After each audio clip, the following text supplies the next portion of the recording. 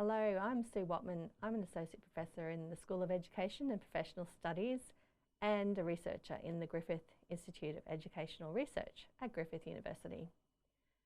As a teacher educator and coming from discipline areas of health and physical education, critical Indigenous studies and sport pedagogy, I appreciate that having a multi and interdisciplinary expertise and or supervision team, it brings lots of strengths and it's beneficial for higher degree research students. So part of the success in supervising is knowing when to play up your strengths as a supervisor and then holding back to allow team members to play their strengths.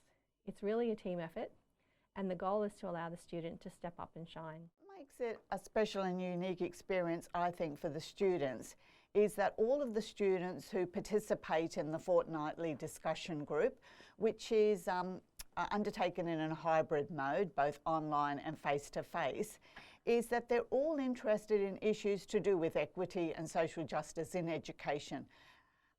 But they may be coming from that topic from a slightly different theoretical approach. They might be using slightly different methodological resources, and all of their empirical sites are going to be different. So in the group at the moment, we would have students from the Philippines who are concerned about social justice in Philippine education policy and how it gets enacted in schools. Students from China who are interested in the new language policies initiated by the Ministry of Education in China and how they get enacted in schools, and so forth. So all of the students are interested in social justice issues or equity issues, but they're coming at it from different empirical sites.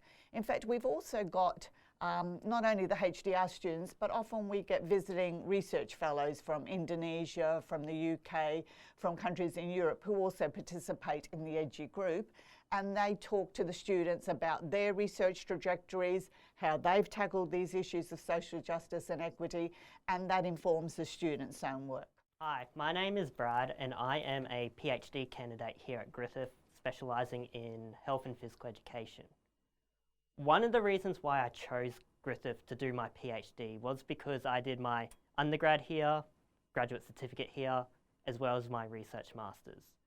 But another reason was because during my undergrad, one of my health and PE lecturers reached him to talk about doing research, doing postgrad study, and he was very helpful and helped me create a pathway towards the PhD.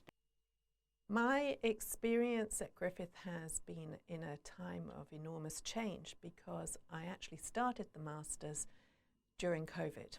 So I've had to learn how to deal with the technology side of things, and there were times when I was working online.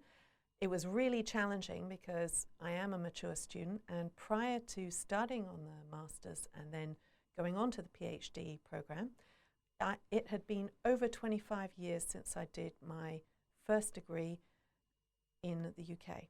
So I was dealing with a lot of challenges, and I'm very grateful for my supervisor's ability to look beyond the chaos and find ways of helping me to do the best I can. Learning to read academic work together as part of a collaboration with my peers has been enormously helpful to me. You pick up more ideas and get a greater understanding of any article you read when you hear how other people are responding to it. That's been vital to me moving forward. From the EDJEE group, I have learned to think from different perspectives and angles. The group has different members from different parts of the world who speak different languages and have lived different experiences, so we can all sort of show the same text, for example, but related to the personal experiences that everyone has had, which I guess that contributes to a better and deeper understanding of the different theories and methodologies. The experience with my supervisors has been very, very good. I had 3 supervisors during my projects. I think that the 3 of them could sort of balance each other.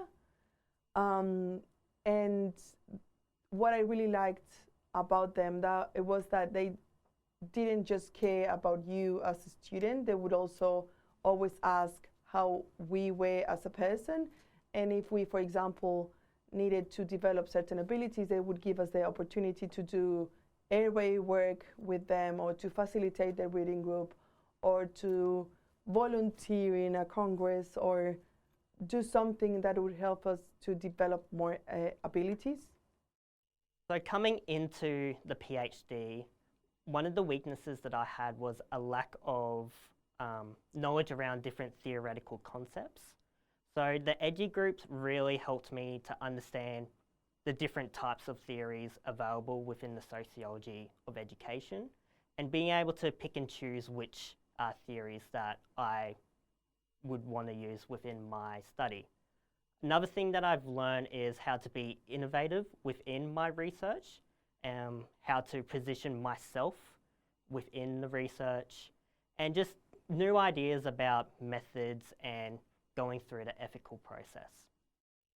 In the EDJEE group, we shared readings together, and then we discussed the challenging theoretical concepts. And not all concepts are useful, but we take some of the concepts that are relevant for our research project. For example, I used the work of Basil Bernstein for my PhD project in Hong Kong, and I find it very useful. And if we don't have the reading group, it's very, very challenging to read it on our own. There are also so many parts of supervising that absolutely bring us great satisfaction and indeed joy. Seeing and hearing about our students moving on to their next careers, once they've climbed that mountain, gotten that thesis examined, and are holding that degree in their hands, that's an amazing feeling. And certainly attending graduation ceremonies, seeing the families, seeing the joint effort that it's taken for students to reach that milestone is something that brings us great joy. I also really enjoy seeing HDR students mentor others who are coming along after them. So those who are further along in their HDR journeys, naturally stepping up and assisting others whom they can see are stuck somewhere back in their journey that they've gotten through before. So the idea of that students, former students, now see themselves as mentors of other current students is another thing that brings us so much satisfaction. I think one of the greatest joys is also to see where the students get publications in their own right. They don't need any assistance. They've got single-authored publications in top journals, and I think, oh, they're on their way now with their own academic journey. And many of the students are very committed to making a difference in educational systems in their home country. And to see the way that they understand the policy, to see the way that they might try to bring about change in policy and in schooling and classroom practices in order to produce better education systems, more equitable education systems, is fantastic.